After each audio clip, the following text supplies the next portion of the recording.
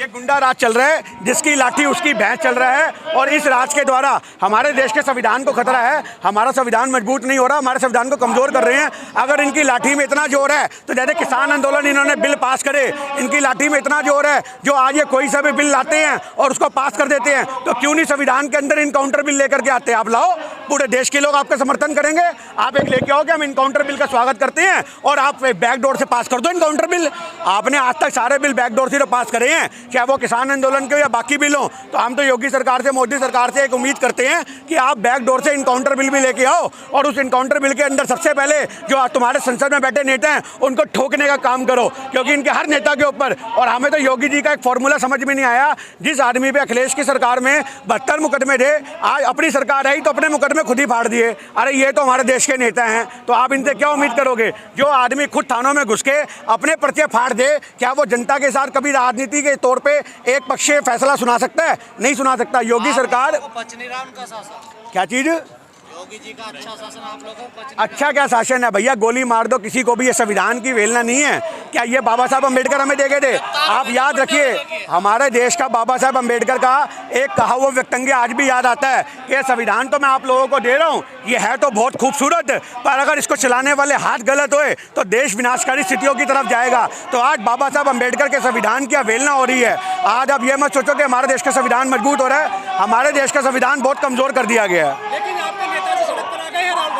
देखिए, राहुल गांधी सड़क पे आज से नहीं है, 2014 से हैं। संसद में उन्हें बोलने नहीं देते, माइक बंद कर देते हैं। भारत जोड़ो यात्रा के माध्यम से अगर उन्होंने बहन बेटियों का सत्य सामने लाए तो उनको कह रहे वो औरतें लेकर के आओ जिनके बलात्कार हुए। तो अब राहुल गांधी गली गली जाके वो औरतें ढूंढेंगे। तो ये सोचने की बात है कि हमारे देश के अंदर अडानी के मुद्दे पर जवाब नहीं आता कि 20,000 करोड़ रुपये शेल कंपनियों में किसका लगा हुआ है। आज मोदी सरकार से जो चीज़ पूछी जाए कि राफेल में कितना घोटाला हुआ, उसके खुलासे नहीं होते हैं। पर आज राहुल गांधी के लिए तुम अपनी न्यायिक प्रक्रिया बदल देते हो। आज सही मायने में आज जो बंदे उन पे फैसला सुनाते हैं उनके 3 महीने में तबादले की जगह प्रमोशन होते हैं। तो ये अपने आप में राहुल गांधी के खिलाफ एक षड्यंत्र है। पर राहुल गांधी एक जमीनी नेता हैं। आज वो जरूर एक उनको राजकुमार का टैग देते थे, लोग कहते थे कि सोने का चम्मच लेके पैदा हुए हैं, पर आज उस इंसान ने तीले के चम्मच की क्या महत्वता होती है वो भारत के लोगों के साथ साझा करी है। तो राहुल गांधी भारत के लोगों के एक वो नेता हैं जो देश को मजबूत कर सकते हैं। और 2024 में एक तरफा फैसला होगा, राहुल गांधी जी समर्थन के साथ सरकार बनाएंगे और कांग्रेस पार्टी सत्ता में आएगी। बेघर से क्या मतलब है? पूरे हिंदुस्तान के लोगों का दिल उनका घर है। ये आपको किसने कह दिया बेघर हो गए? आपने देखा नहीं कि एक महिला भी अपना 5 मंजिला मकान राहुल गांधी जी के नाम कर गई? और दूसरी बात, अरे हम तो ये कहते हैं कि राहुल गांधी के खिलाफ जो इन्होंने षड्यंत्र किया वो कहीं ना कहीं ऊपर वाले की नज़र में बहुत अच्छा हुआ। आज एक बेटा अपनी माँ के साथ कुछ पल प्यार मोहब्बत के बिताएगा, इससे बड़ी और क्या बात हो सकती है? सोनिया जी के साथ उनको रहने को मिल रहा है। तो आप ये सोचो कि सोनिया जी का जो इतना बड़ा घर है वो प्रधानमंत्री आज जो रहते हैं ना नरेंद्र मोदी, उससे भी बहुत बड़ा है। तो ये सोचना चाहिए कि उनके पास घर की कमी नहीं है। हाँ जी, किसको? किससे खतरा है? मोदी सरकार को खतरा है।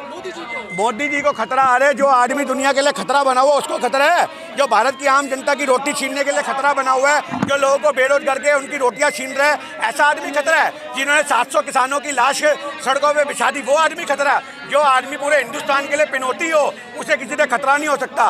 उसे खतरा अपनी बीवी से था, उसका छोड़ के वो पल्ला निकल लिया। तो आप ये मत सोचो कि मोदी को किसी से खतरा है। आज मोदी से देश को खतरा है। अगर मोदी जी सही मायने में मानते हैं कि उन्हें खतरा है तो हिंदुस्तान की आधी सिक्योरिटी और लगा ले अपने साथ। पर आप याद रखिए, हमारे देश के अंदर गोली बंदूक बमबारी जहाँ होनी होती है वहाँ हो जाती है। देखिए पहलवानी बैठे हैं जंतर मंतर पर। देखिए, आज मैं आपको बता दूं, जंतर मंतर पे किसान बैठे, जंतर मंतर पे फौजी बैठे और अब पहलवान बैठे। इन्होंने जवान से लेके किसान तक सड़कों पे बिठा दिया। अब आप क्या उम्मीद करोगे? अब एक खेल प्रतियोगिता जो देश का झंडा ऊंचा करने वाली हमारे देश की बेटी हैं, आज वो इल्जाम लगा रही हैं कि हमारे खिलाफ सेक्सुअल हरासमेंट हुआ है, बलात्कार की रिपोर्टें कंप्लेंट कराना चाहती हैं, पर कोई सुनवाई नहीं होती। क्यों? क्योंकि वो बृजमोहन इनका आदमी है। आज सोचने की बात है तुम्हारा। आज तुम ये कहते हो, आज एक हरियाणा की धरती बची थी सिर्फ हिंदुस्तान में, जहाँ से बेटियां रणभूमि में उतरती थी और देश का नाम ऊंचा करती थी। पर आज इन लोगों ने उन बेटियों को भी सड़कों पे बैठा दिया। जिन्होंने विदेशों में तिरंगे का नाम ऊंचा करा, आज वो तिरंगा लेके सड़कों पे बैठी हैं। ये मोदी सरकार की हुकूमत पे लानत है। तुम बेटी बचाओ बेटी पढ़ाओ की बात करते हो, आज बेटियां आ रहे, आप यहाँ से अंदाजा लगा लो कि जो एक इंटरनेशनल खिलाड़ी अपने हक की लड़ाई नहीं लड़ पा रही, तो आपको क्या लगता है कि एक आम बेटी जिसका बलात्कार होता है, क्या थानों में उसकी सुनवाई होगी? जो इतने बड़े खिलाड़ियों को, अंतर्राष्ट्रीय स्तर के खिलाड़ियों की सुनवाई नहीं हो रही, उनकी रिपोर्ट नहीं लिखी जा रही।